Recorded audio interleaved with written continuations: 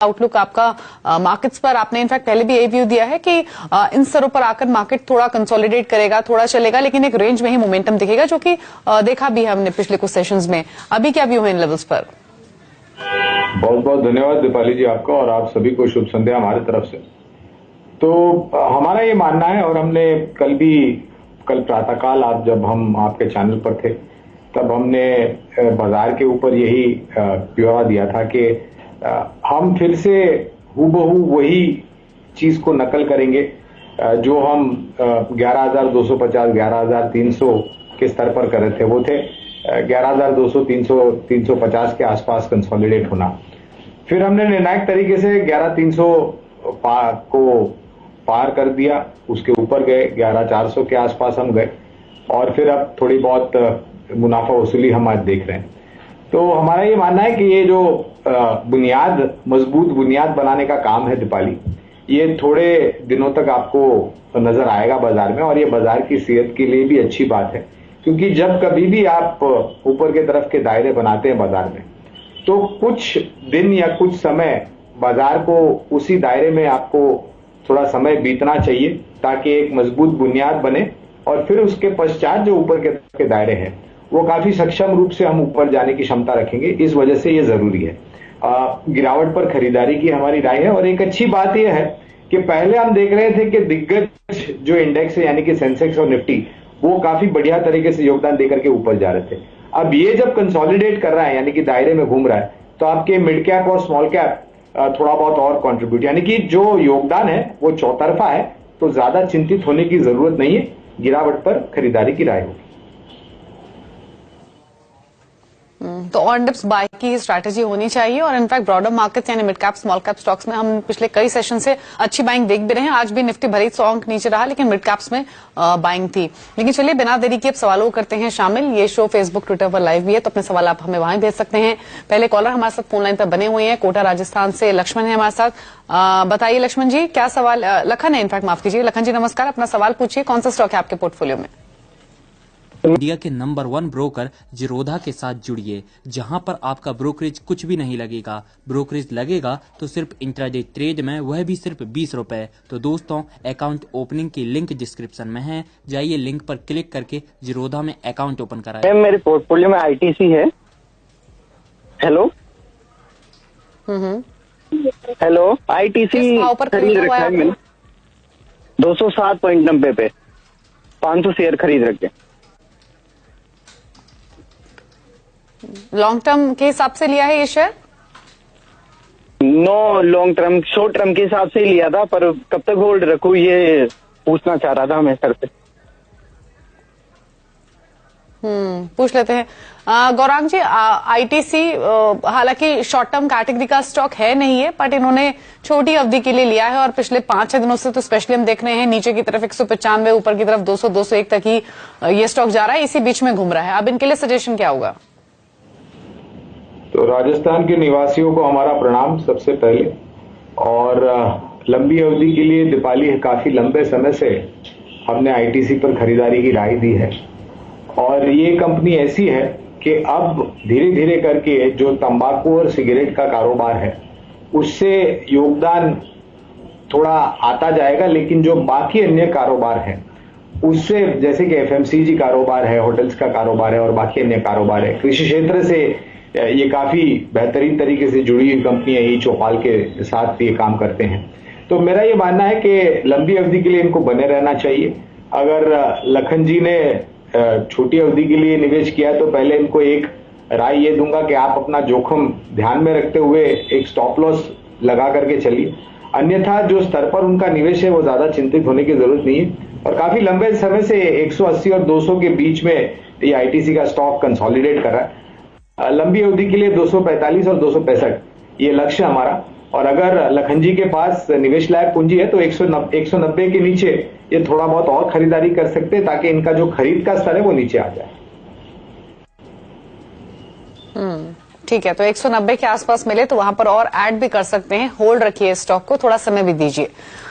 विकास है हमारे साथ फोन लाइन पर रांची से। विकास जी नमस्कार, पूछिए सवाल अपना। नमस्कार, मेरे पास आरपीजी लाइफ साइंस के 500 शेयर हैं 385 पर। तो इसमें लॉन्ग टर्म के हिसाब से क्या व्यू रहेगा ये जानना चाहूंगा। 380 385। ठीक है, पूछ लेते हैं। गौरांग जी, आरपीजी लाइफ साइंसेज इन्होंने खरीदा हुआ है, ऊपर के भाव पर लिया है, क्योंकि बाकी छोटे फार्मा स्टॉक्स की तरह ये भी पिछले 2 महीने में 3 महीने में ऑलमोस्ट डबल हो चुका है। अब क्या करना चाहिए, क्योंकि इनके भाव से 10 रुपए नीचे है। इंपॉर्टेंट ये है कि लॉन्ग टर्म के लिए रख सकते हैं। ये अच्छी बात है, लेकिन फार्मा क्षेत्र पिछले 5 महीनों से चल रहा है दीपाली, और अगर आप आखिर में जाकर के निवेश करते हैं तो हो सकता है कि छोटी या मध्यम अवधि में ये जो क्षेत्र है फार्मास्यूटिकल का, ये मुनाफा वसूली की चपेट में आ सकता है, लेकिन इससे ज्यादा चिंतित होने की जरूरत नहीं है। आरपीजी लाइफ साइंस से बेहतर होगा, इनको मैं 2 विकल्प देना चाहूंगा, अगर ये परिवर्तन कर सके तो ये बेहतर होगा। पहला है नैटको फार्मा और दूसरा है ग्रैन्यूल्स इंडिया। और ग्रैन्यूल्स इंडिया को मैं ज्यादा तवज्जो देना चाहूंगा क्योंकि इनके नतीजे बहुत ही बेहतर आए थे, और पिछले 3-4 महीनों से जो मैनेजमेंट की टिप्पणियां हैं नतीजों के पश्चात, उसको देखते हुए मुझे लग रहा है कि अगर ये आरपीजी लाइफ साइंस में से ग्रैन्यूल्स इंडिया में निवेश करते हैं तो न तो सिर्फ इनका जो नुकसान हो रहा है उसकी भरपाई हो जाएगी, लेकिन एक अच्छा खासा मुनाफा भी मिल सकता है, बशर्ते कि ये लंबी अवधि के लिए बने रहे। ठीक है, तो 2 चॉइसेस भी आपको बताई गई हैं। ग्रैन्यूल्स उनमें से एक है जहां पर आप फ्रेश इन्वेस्टमेंट्स भी कर सकते हैं इन लेवल्स पर। चलिए, अगला सवाल ट्विटर के जरिए आया है। नीतीश गर्ग ने यह सवाल भेजा है गौरांग जी। एक तो बिरला सॉफ्ट, इस पर ये राय लेना चाहते हैं, खरीदना चाहते हैं, इन्होंने लिया हुआ नहीं है बट नई पोजीशन ऐड करना चाहते हैं। दूसरा ये लॉन्ग टर्म के लिए इलेक्ट्रिकल सेगमेंट में एक स्टॉक लेना चाहते हैं। हालांकि इलेक्ट्रिकल सेगमेंट ये तो क्लियर नहीं है कि किस पर्टिकुलर सेगमेंट की बात कर रहे हैं, इलेक्ट्रॉनिक्स की बात कर रहे हैं या फिर कुछ और, बट आपका सजेशन क्या होगा?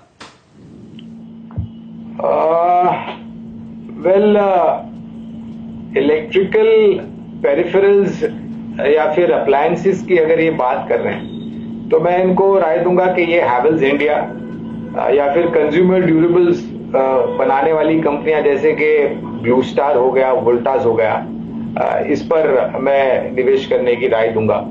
दूसरा सवाल क्या था दीपाली, माफ कीजिएगा, आपको दोहराना पड़ेगा। बिरला सॉफ्ट पर ये राय लेना चाहते हैं कि लेना चाहिए इन लेवल्स पर या फिर नहीं? क्षमा चाहूंगा दीपाली, इस कंपनी को हम बुनियादी तौर पर आकलन नहीं करते हैं, तो मैं विशेष रूप में टिप्पणी नहीं कर पाऊंगा। ठीक है, तो बिरला सॉफ्ट पर गौरांग जी राय नहीं दे पाएंगे, लेकिन हेवल्स, वोल्टास, ये स्टॉक्स इन्होंने आपको इलेक्ट्रिकल सेगमेंट में सजेस्ट की हैं जहां पर आप नई खरीदारी कर सकते हैं। आशीष है हमारे साथ फोन लाइन पर मुंबई से। आशीष जी नमस्कार, बताइए क्या सवाल है आपका? नमस्कार मैडम, मेरे पास 500 शेयर है पीएनबी के, 54 के रेट पे लिया है, और 200 शेयर है टाटा मोटर्स की जो कि मैंने 163 पे लिया है।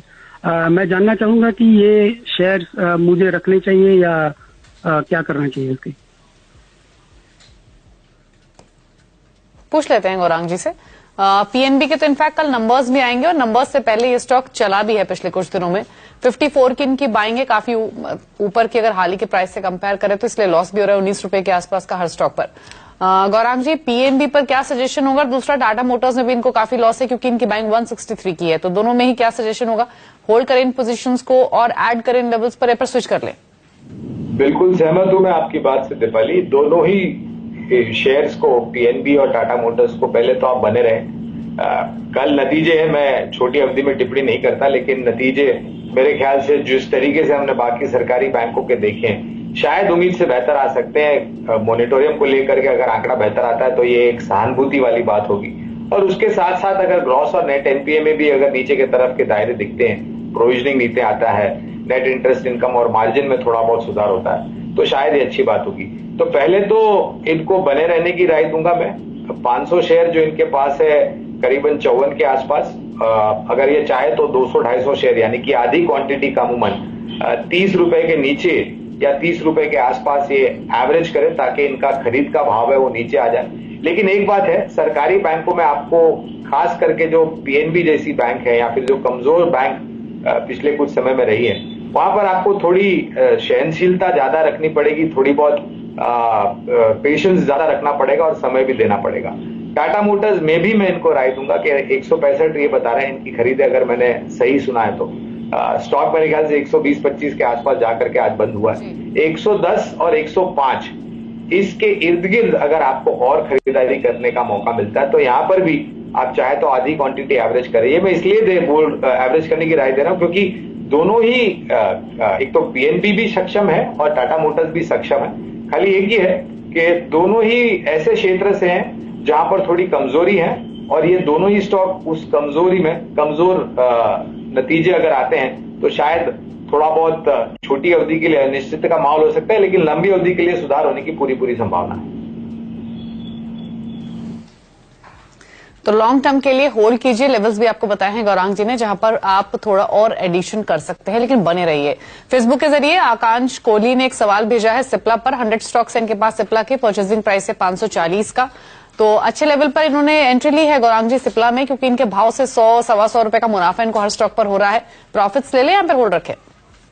देखिए, अगर छोटी अवधि का नजरिया है तो मैं इनको राय दूंगा कि मुनाफा समेट ले, क्योंकि अभी जब हम आरपीजी लाइफ साइंस की बात करें तो मैंने एक जिक्र किया फार्मा क्षेत्र पर कि पिछले काफी समय से ये चल रहा है, 5 महीनों से तो लगातार फार्मा क्षेत्र चल रहा है। तो हो सकता है, और काफी शेयर ऐसे हैं जो करीबन 50, 60, 70% बढ़ गए हैं दीपाली, तो हो सकता है मुनाफा वसूली आ सकती है। तो अगर छोटी या मध्यम अवधि का नजरिया है तो मुनाफा समेट ले, और अगर लंबी अवधि का है तो बने रहे। ठीक है, शॉर्ट टर्म व्यू है तो प्रॉफिट्स ले लीजिए, लॉन्ग टर्म व्यू है तो आप होल्ड कर सकते हैं। शशिकांत है हमारे साथ फोन लाइन पर पुणे से। शशिकांत जी गुड इवनिंग, बताइए सवाल अपना। हाँ नमस्ते मैडम, मैं पुणे से शशिकांत बोल रहा हूँ। मेरे 2 सवाल है। एचडीएफसी बैंक मैंने लिया है 12 से 40 रेट से 250 शेयर, और बजाज फाइनेंस लिए 42 के भाव से 55 शेयर।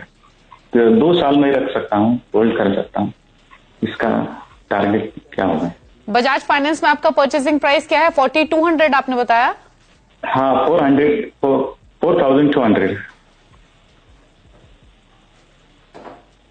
4,200, ठीक है। यानी ये कोविड के सिचुएशन से पहले की आपकी बाइंग है बजाज फाइनेंस में। गौरांग जी, बजाज फाइनेंस 4200 की खरीद है, इन्होंने होल्ड रखा। इस स्टॉक ने वर्स्ट भी देखा, 1700-1800 तक गया, अब 3400 पर ट्रेड कर रहा है। लॉन्ग टर्म के हिसाब से क्या सजेशन होगा, क्योंकि इन्होंने क्लियरली बताया 2 से 3 साल रुक सकते हैं। और दूसरी पोजीशन इनकी एचडीएफसी बैंक में, जो इनके भाव से 250 रुपए ऑलमोस्ट नीचे ट्रेड हो रहा है। मेरे ख्याल से इन्होंने एक बहुत बढ़िया मौका था जो हाथ से निकल गया इनसे, और आप ही के चैनल पर मेरे ख्याल से यही शो में बजाज फाइनेंस पर हमने कई बार जिक्र किया था, और 1900-1800 का स्तर था जब मेरे ख्याल से किसी निवेशक ने इसी पर सवाल पूछा था, और मैंने कहा था कि मुझे ताज्जुब नहीं होगा ये फिर से लौट करके 3800-4000 के ऊपर भी जा सकता है। तो इनको भी राय दूंगा, इनके पास 2 साल का नजरिया है। मैं इनको ये राय दूंगा कि दोनों में ही एसआईपी कर ले, यानी कि हर महीने अगर आपके पास निवेश लायक पूंजी है तो छोटी छोटी मात्रा में जो भी आप निवेश बढ़ा सकते हैं वो बढ़ाते जाए, और 2 साल में आपके पास संख्या भी काफी अच्छी साक्षी हो जाएगी, और 2 साल के भीतर जो पूरी परिवर्तन होना है बैंकिंग और एनबीएफसीज में वो पूरा होते हुए नजर आएगा। और दोनों ही काफी वेल मैनेज कंपनियां हैं, एचडीएफसी बैंक और बजाज फाइनेंस। और आइंदा ऐसी गलती न करे सर, अगर आपने 4200 में लिया था तो 2000 पे तो आपको और भी अच्छा लगना चाहिए था बजाज फाइनेंस। उसी लिहाज से एचडीएफसी बैंक अगर आपने 1250 पे लिया तो जब ये लुढ़का था 1000 के आसपास या उसके नीचे, तो यहाँ पर और भी निवेश बढ़ाना चाहिए। लेकिन खैर कोई बात नहीं, दे रहा है दुरुस्त है, 2 साल का नजरिया है, एसआईपी कर ले, यही बेहतर होगा। तो होल्ड कीजिए और इन लेवल्स पे धीरे धीरे और ऐड भी कर सकते हैं। हर महीने एसआईपी की फॉर्म में खरीदिए इन शेयर्स को अपने पोर्टफोलियो में।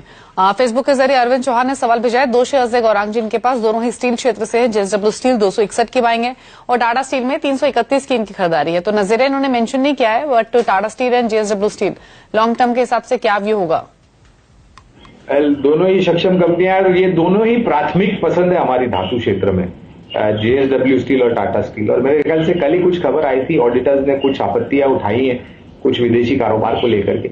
और दूसरी बात यह है दीपाली के ये अंतर्राष्ट्रीय जो कमोडिटी के दाम होते हैं उस पर उससे ज्यादा असर आता है, और जिस तरीके से चाइना में जो खबरें आती हैं उसको लेकर के। लेकिन मुझे पूरा भरोसा है कि जिस प्रकार से निर्माण कार्य की बात सरकार ने की है और जिस प्रकार से रियल एस्टेट सेक्टर को बढ़ावा दे रही है, सीमेंट और मेटल्स यानी कि सीमेंट और धातु दोनों ही बेहतरीन तरीके से खपत स्थानीय रूप में ऊपर जाएगी। बने रहे, और अगर निवेश लायक पूंजी है तो निचले स्तर पर और जुड़े। तो होल्ड करने की सलाह है, और नीचे मिले तो और एडिशन भी कर सकते हैं दोनों शेयर्स में। आनंद है हमारे साथ कोटा से, फोन लाइन पर। आनंद जी नमस्कार, पूछिए सवाल अपना। यदि आप लोग बाजार में ट्रेडिंग या निवेश करते हैं और अभी भी ब्रोकरेज के नाम पर अपनी हजारों रुपए बर्बाद कर रहे हैं तो अब बदलिए और देश के सबसे अच्छे, बड़े और सबसे भरोसेमंद ब्रोकर जिरोधा के साथ जुड़िए, जहां पर आपका ब्रोकरेज कुछ भी नहीं लगेगा। ब्रोकरेज लगेगा तो सिर्फ इंट्राडे ट्रेड में, वह भी सिर्फ 20 रुपए। और दोस्तों, साथ ही आपको बता दूं कि यहाँ पर अकाउंट ओपन कराने के लिए आपको अपना POA यानी कि पावर ऑफ अटॉर्नी देने की कोई आवश्यकता नहीं है, जिसका उपयोग करके हाल ही में देश के एक बड़े ब्रोकर ने 2000 करोड़ का घोटाला किया। तो दोस्तों, अकाउंट ओपनिंग की लिंक डिस्क्रिप्शन में है, जाइए और लिंक पर क्लिक करके जिरोधा में अपना अकाउंट ओपन कराइए। मैडम, मेरे पास इंडसलैंड बैंक पे 1800 शेयर है, 515 रुपए 35 पैसे पे लिए हुए हैं। क्या करना चाहिए मैडम? इंडसइंड बैंक, और रख सकते हैं लॉन्ग टर्म के लिए? हाँ जी मैम, हाँ जी मैम। ठीक है, पूछ लेते हैं गौरांग जी से। गौरांग जी, बड़ा इन्वेस्टमेंट है इनका, क्योंकि क्वांटिटी इनके पास 1800 शेयर्स की है इंडसइंड बैंक की 515 के प्राइस पर, तो मेरे ख्याल से 7-8 लाख रुपए का इनका ये इन्वेस्टमेंट है। इनके भाव से 1.5 रुपए नीचे ये स्टॉक है, क्या करना चाहिए इनको? मुझे नहीं पता कि ये छोटी अवधि के लिए इन्होंने सौदा किया था, मुझे ठीक से आवाज नहीं आ रही थी दीपाली, लेकिन अगर लंबी अवधि का नजरिया तो बने रहे। और जो भी तकलीफ वाली खबरें थी या फिर जो नकारात्मक खबरें थी दीपाली, और भाव अगर आप देखने जाए तो 1200-1300 से निरंतर नकारात्मक खबरों को लेकर के ये नीचे की तरफ लुढ़का। मेरे ख्याल से 300-350 का निचला स्तर बना था, अगर मेरी याददाश्त सही है तो, और फिर वहां से धीरे धीरे नतीजों में सुधार होता हुआ दिख रहा है। मैं तो राय दूंगा, इनके पास निवेश लायक पूंजी है तो बढ़ाने की तो राय नहीं दूंगा। अगर बने रह सकते हैं तो बने रहें, लेकिन आइंदा ज्यादा मतलब आपकी जो पूंजी है वो किसी भी एक क्षेत्र या एक शेयर में आपको निवेश नहीं करना चाहिए। आपको अपना जो निवेश है वो फैला देना चाहिए। जी। इसके अलावा फेसबुक पर अकी गोम्स ने एक सवाल भेजा है। आईजीएल पर 68 शेयर्स है इनके पास आईजीएल के, और जो परचेजिंग प्राइस है वो 425 रुपए का है। इनफैक्ट पूरा गैस स्पेस आज फोकस में था भी, और आईजीएल, एमजीएल, गुजरात गैस सब मजबूती के साथ बंद हुए हैं, लेकिन आईजीएल इनके भाव से 15 रुपए नीचे है। गौरांग जी, लॉन्ग टर्म व्यू हो तो होल्ड करें, और ऐड भी कर सकते हैं कैन लेवल्स पर? बिल्कुल ऐड कर सकते हैं। आईजीएल, एमजीएल यानी कि इंद्रप्रस्थ गैस लिमिटेड, महानगर gas limited, Petronet LNG, Gujarat state Petronet, Gujarat gas, ये पांचों ही जो कंपनियां हैं इन पर हमारी खरीदारी की राय है। और सरकार धीरे धीरे करके जो ढांचा है वितरीकरण का, उसको सक्षम रूप से बढ़ा रहे हैं, ताकि शेयर के अलावा भी जो उपभोक्ताएं हैं उनको ये ऑल्टरनेटिव क्लीन और ग्रीन फ्यूल काफी आसानी से मिल जाए। तो निश्चिंत होकर के बने रहें और गिरावट पर और जोड़ें। ठीक है, तो होल्ड कीजिए। ऑन डिप्स आप ऐड भी कर सकते हैं। अगला सवाल हमें अंजलि की ओर से मिला है फेसबुक के जरिए ही। इनके पास विप्रो है, 100 शेयर्स इन्होंने खरीदे हुए हैं गौरांग जी। परचेजिंग प्राइस है 274 रुपए का, और व्यू इनका शॉर्ट टर्म है। तो क्या सजेशन होगा विप्रो पर? 274 के परचेजिंग प्राइस, इनके भाव पर ही स्टॉक की क्लोजिंग हुई आज। बुनियादी तौर पे भी दीपाली हमारी उछाल पर बिकवाली की राय है विप्रो पर, और अगर ये सौदा परिवर्तन करके कहीं और निवेश करना चाहते हैं तो हमारी राय में HCL टेक एक बढ़िया विकल्प होगा। ठीक है, तो परिवर्तन कर सकते हैं, यानी विप्रो की जगह HCL टेक एक स्टॉक है जहां पर एडिशन आप कर सकते हैं अपने पोर्टफोलियो में, ये सजेशन है। चलिए एक ब्रेक के लिए यहाँ पर रुकने के लिए जितेंद्र दिल्ली से हमारे साथ फोन लाइन पर मौजूद भी हैं। जितेंद्र जी नमस्कार, पूछिए सवाल अपना।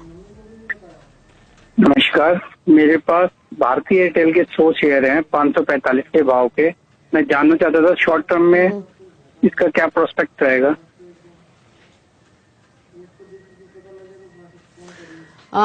ठीक है, पूछ लेते हैं गौरांग जी। भारतीय एयरटेल आपका पसंदीदा शेयर, लेकिन ड्यूरेशन जिसके लिए व्यू चाहते हैं वो आपको पसंद नहीं है शॉर्ट टर्म, क्योंकि इनका व्यू है। तो बताइए भारतीय एयरटेल क्या करें शॉर्ट टर्म के हिसाब से?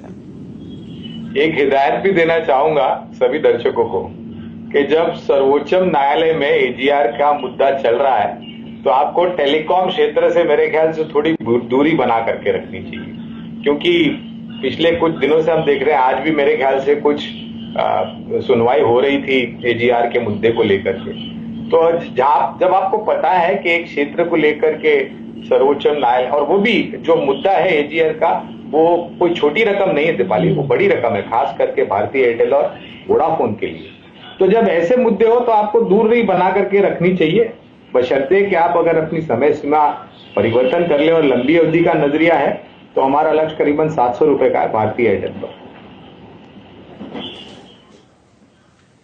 ठीक है, तो शॉर्ट टर्म के लिए नहीं, लेकिन हाँ लॉन्ग टर्म के लिए जरूर होल्ड कर सकते हैं स्टॉक को 700 के लक्ष्य के लिए। फेसबुक के जरिए एक सवाल आया है हमें सुरेंद्र रावत का, आरती ड्रग्स पर इनका सवाल है। 15 शेयर इन्होंने खरीदे हुए हैं और जो परचेजिंग प्राइस है इनका वो 2100 रुपए का है।